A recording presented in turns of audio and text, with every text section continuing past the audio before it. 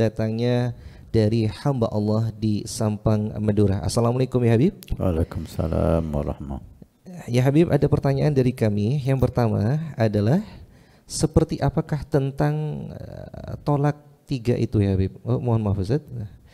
Apakah benar ketika istri dalam keadaan hamil, si suami tidak memboleh bunuh hewan, katanya Habib? Karena banyak dari keyakinan daripada keyakinan orang-orang, kalau istri sedang hamil terus kalau suaminya membunuh hewan, maka anaknya dikhawatirkan bakal ada kecacatan ataupun yang lainnya. Lantas bagaimana jika hewan itu seperti jenis hewan yang mengganggu seperti ular, tikus, kalajengking dan lain-lainnya? Mohon jawabannya Habib. Alhamdulillah. Memang ada hewan yang boleh bahkan sunnah untuk dibunuh. Nah.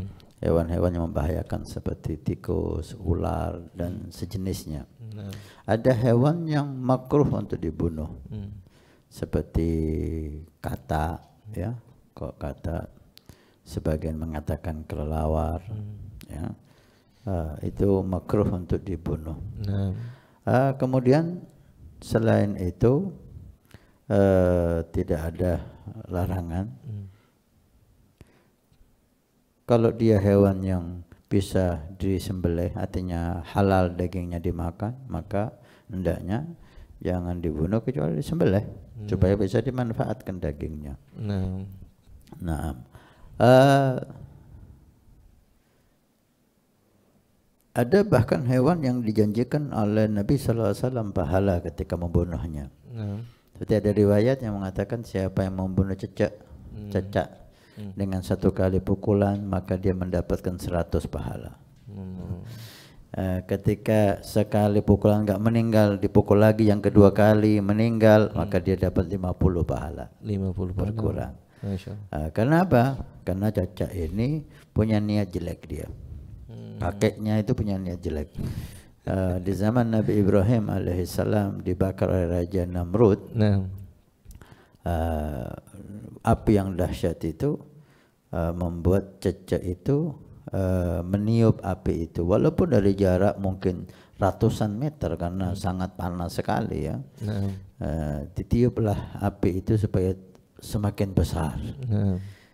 Walaupun usaha cecak ini tidak sama sekali membawakan manfaat ya, tapi niat jeleknya itu membuat dia sunnah untuk dibunuh.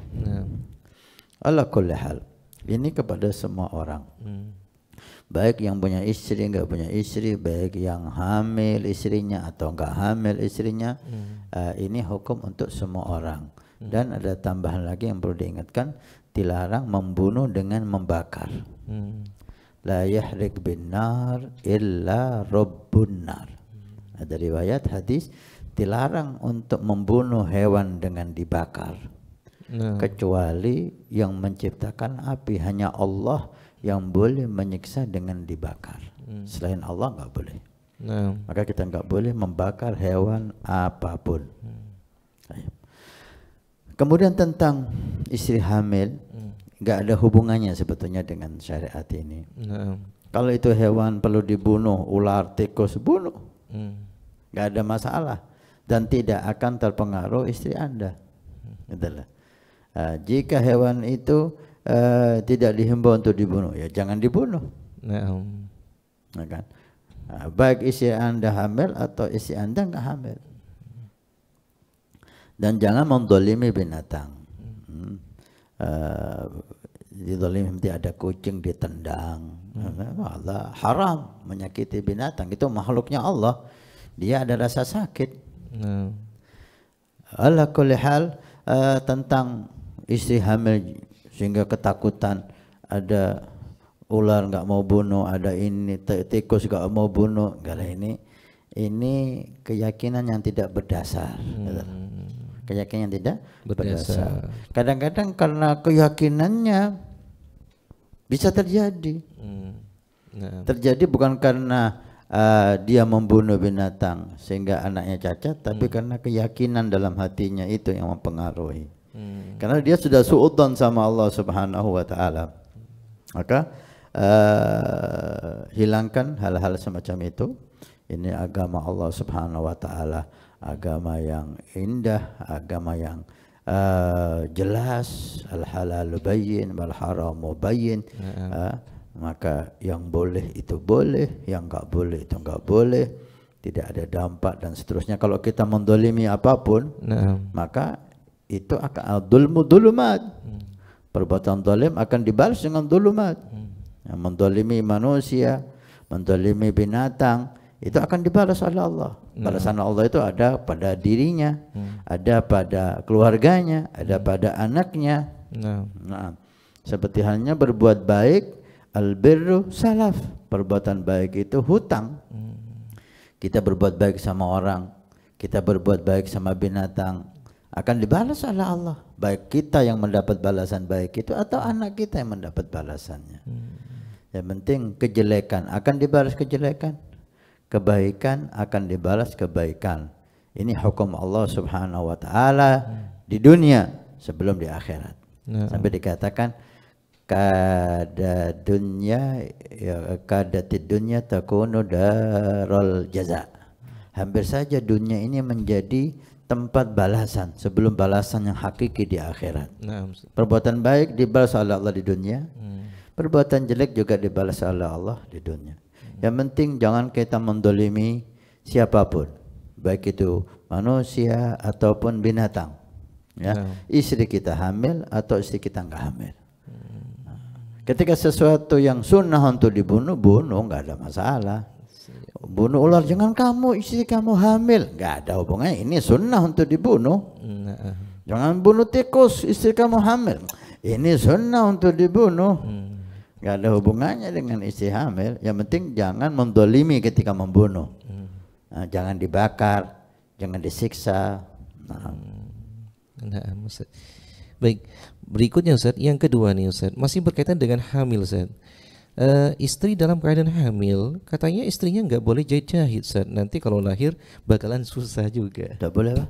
Jahit-jahit katanya Ustaz. Jahit. Jahit baju. Innalillahi wa inna ilaihi raji'un. Ini apa lagi ini?